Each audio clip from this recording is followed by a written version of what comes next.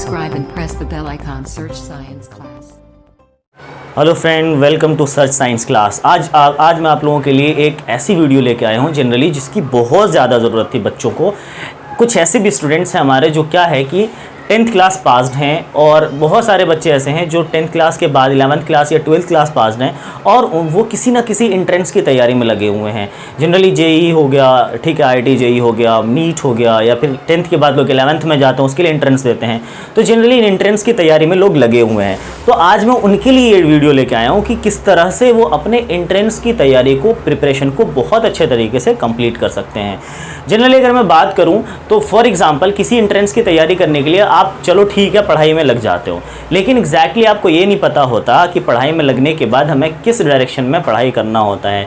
देखो दोस्तों, सिर्फ एग्ज़ाम, एक जो आपके स्कूल में एग्ज़ाम्स होते हैं उन एग्ज़ाम्स के लिए जो प्रिपरेशन हम लोग करते हैं और जो एक एंट्रेंस होता है उसके लिए प्रिपरेशन करते हैं, इन दोनों में ज़मीन आसमान का फ़र्क है। ठीक है, तो एक एंट्रेंस की प्रिपरेशन करने का क्या तरीका होना चाहिए, क्या डायरेक्शन होना चाहिए, आज मैं आपको वो बताने वाला हूँ। ठीक है, मैं भी एक एंट्रेंस क्रैकर हूँ, मैं एंट्रेंस क्रैक कर चुका हूँ, तो मुझे पता है कि किस तरह से एंट्रेंस की तैयारी की जाती है। ठीक है, अगर मैं बात करूं जनरली कि फॉर एग्जांपल मान लो कि किसी मंजिल पे आपको, किसी डेस्टिनेशन पे आपको जाना हो और वो डेस्टिनेशन आपको पता हो, डेस्टिनेशन के बारे में आपको 100% नॉलेज हो, 100% जानकारी हो, और अगर उस डेस्टिनेशन का डायरेक्शन नहीं पता हो, आपको उस रास्ते का डायरेक्शन नहीं पता हो, भले ही आप उस डेस्टिनेशन के बारे में हर चीज़ जानते हो, लेकिन आप वहाँ तक पहुँच नहीं सकते। तो दोस्तों आज मैं पूरी कोशिश करूँगा आप लोगों को कि आपके प्रिपरेशन को एक डायरेक्शन देने का। अगर आपको डायरेक्शन मिल जाएगा तो आपको उस डेस्टिनेशन तक, मंजिल तक पहुँचने से कोई नहीं रोक सकता। ठीक है, तो दोस्तों गौर से देखिएगा, सही से देखिएगा इस वीडियो को, और इस वीडियो को एंड तक देखिएगा ताकि आपको सारी बातें एक एक करके आपको समझ में आ जाए। ठीक है, तो चलो मैं स्टार्ट करता हूँ बिना देर किए। आप देख सकते हो बोर्ड पे मैंने कुछ लिख रखा है, उसको मैं एक्सप्लेन करने वाला हूँ। ये सारे ट्रिक्स ऐसे ट्रिक्स हैं जिसके लिए आप जो है प्रिपरेशन के लिए पूरा कर सकते हो। ठीक है, तो अब मैं स्टार्ट करता हूं। सबसे पहले क्या है, फिल एप्लीकेशन फॉर्म। सबसे पहले आपको क्या है, एप्लीकेशन फॉर्म फिल करने हैं। लेकिन एप्लीकेशन फॉर्म फिल करने के लिए क्या है कि आपको बहुत सारी, यानी फॉर एग्जांपल आपको किसी पेपर, कोई एंट्रेंस देना है तो उस एंट्रेंस के बारे में एप्लीकेशन कब आता है इसका डेट आपको पहले से क्लियर होना चाहिए ताकि वो स्किप ना हो जाए। ठीक है, तो फॉर एग्जाम्पल मुझे नेक्स्ट ईयर जो है वो भरना है, जनरली किसी एंट्रेंस का फॉर्म फिल करना है।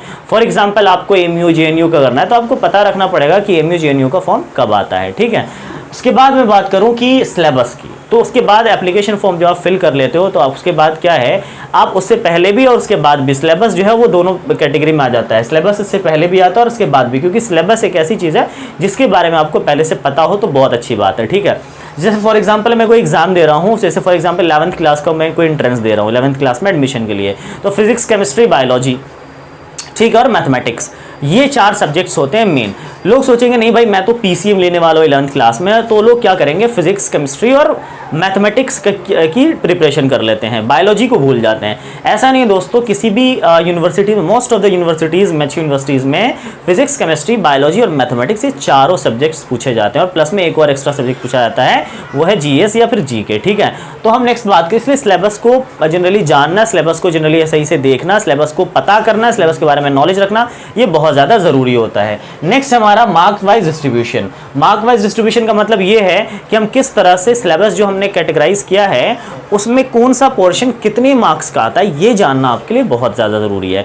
फॉर एग्जांपल अगर मैं बात करूँ, आपने physics, chemistry, biology, mathematics 4 subject आपके पास, आपके जनरली एग्जाम्स में मैथमेटिक्स का पोर्शन ज़्यादा मार्क्स का आता है, फिजिक्स, केमिस्ट्री, बायोलॉजी का पोर्शन कम मार्क्स में आता है। आपने क्या कर दिया, फिजिक्स, केमिस्ट्री, बायोलॉजी के पोर्शन में बहुत ज़्यादा मेहनत कर दी और मैथमेटिक्स को आपने बहुत कम मेहनत की। इससे क्या होगा कि आपका एफर्ट जनरली रॉन्ग डायरेक्शन में चला जाएगा। आपको क्या करना है, पोर्शन वाइज ही आपको एफर्ट लगाना है। जैसे मैथमेटिक्स ज़्यादा मार्क्स का है तो आपको ज़्यादा एफर्ट उसमें लगाना है।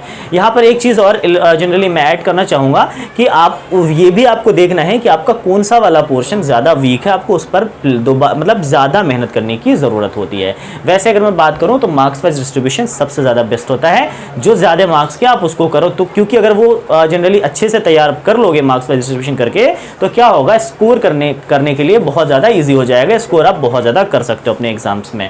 नेक्स्ट है हमारा सिलेक्शन ऑफ टाइम। इस पे स्टार लगा हुआ, देखना क्या है इसमें, क्या बताने वाला हूँ, कुछ मैं नई चीज़ बताऊंगा। सिलेक्शन ऑफ टाइम के लिए आपको तो पता है हर चीज़ टाइम पे डिपेंड करती है, यानी कि एवरीथिंग जो डिसाइड होने वाला है आपका वो सिर्फ और सिर्फ क्या है, टाइम डिसाइड करेगा। अगर आपने शेड्यूल या टाइमिंग सही से नहीं बनाई है, शेड्यूल या टाइमिंग आपका सही नहीं है पढ़ने का, तो आप डेफिनेटली इन सब चीज़ों को भूल जाओ, ठीक है।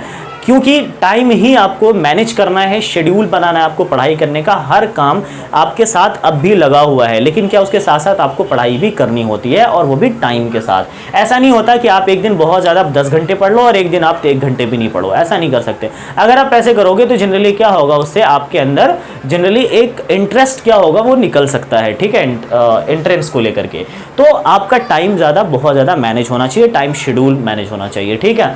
उसके बाद एक टाइम टेबल आप बना लो, ठीक है। मैंने स्टार इसलिए लगाया बिकॉज आप किसी भी सब्जेक्ट्स को, किसी भी टॉपिक को 1 घंटे या 2 घंटे या 3 घंटे लगातार मत पढ़ो, क्योंकि इससे क्या होगा कि आपके अंदर जनरली एक एफिशिएंसी जो पावर होती है माइंड की, ब्रेन की, वो थक जाती है और वो घट जाएगी, ठीक है। इसके लिए आप सिर्फ और सिर्फ मैक्सिमम मैं बात करूं अगर तो 50 मिनट्स आप किसी टॉपिक पर दो, उसके बाद आप थोड़ी देर के लिए रिलैक्स हो जाओ, 10 से 15 मिनट के लिए, उसके बाद फिर से आप स्टार्ट करो, ठीक है।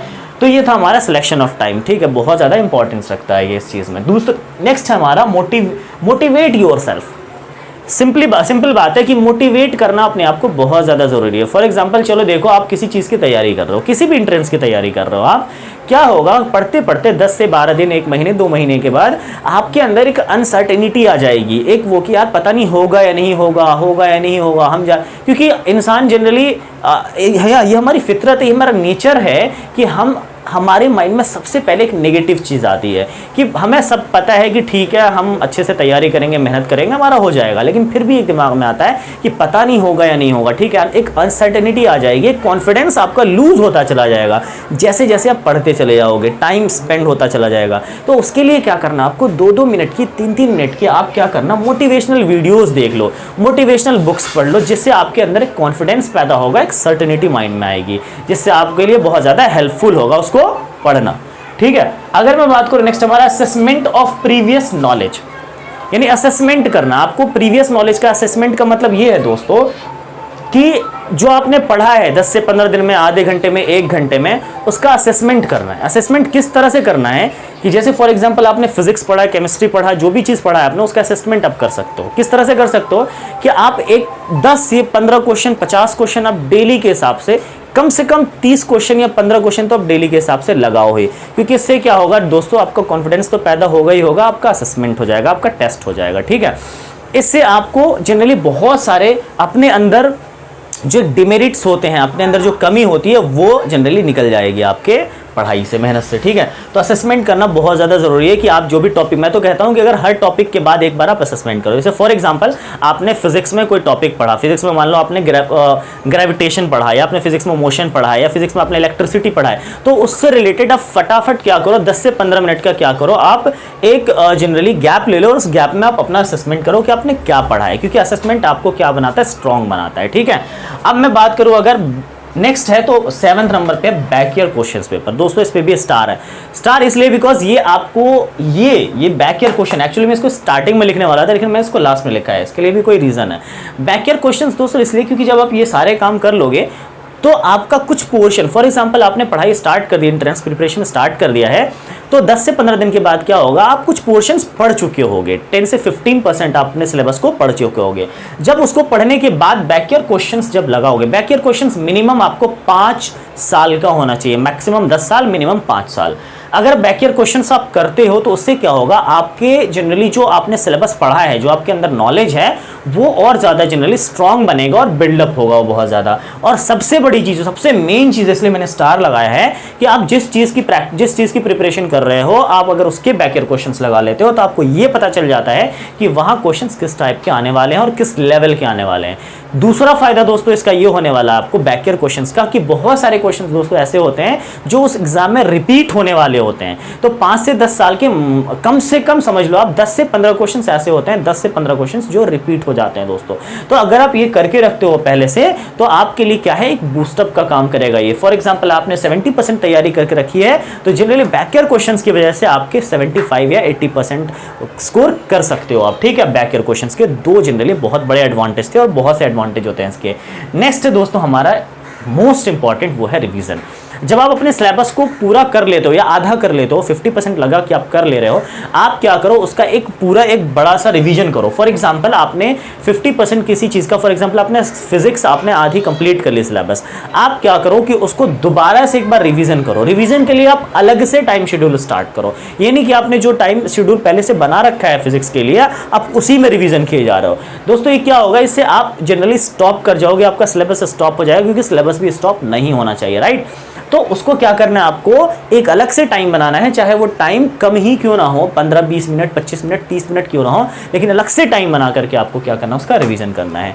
अगर आप दोस्तों ये सारे ट्रिक्स अपनाते हो तो ये ट्रिक्स अपनाने के बाद मैं गारंटी देता हूँ आपको, मैं श्योरिटी देता हूँ कि आप एंट्रेंस में स्कोर कर लोगे बहुत अच्छा, और मैं उम्मीद करता हूँ कि आप इसको क्रैक भी कर लो, किसी भी एंट्रेंस को। मैं किसी भी पर्टिकुलर एंट्रेंस की बात नहीं कर रहा, मैं किसी भी एंट्रेंस की बात कर रहा, एनी एंट्रेंस, ठीक है ना।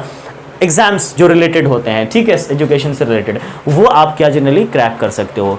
अगर फॉर एग्जांपल बहुत सारे बच्चे ऐसे होते हैं जो कहते हैं कि सर अगर नहीं हुआ तो, भाई देखो अगर नहीं हुआ, पहली बात तो आपको अपने अंदर पॉजिटिव एटीट्यूड रखना है कि नहीं मेरा होगा। डेफिनेटली जब आप ये काम करते हो तो मैं तो 100% आपको श्योरिटी दे देता हूँ कि आपका हो जाएगा।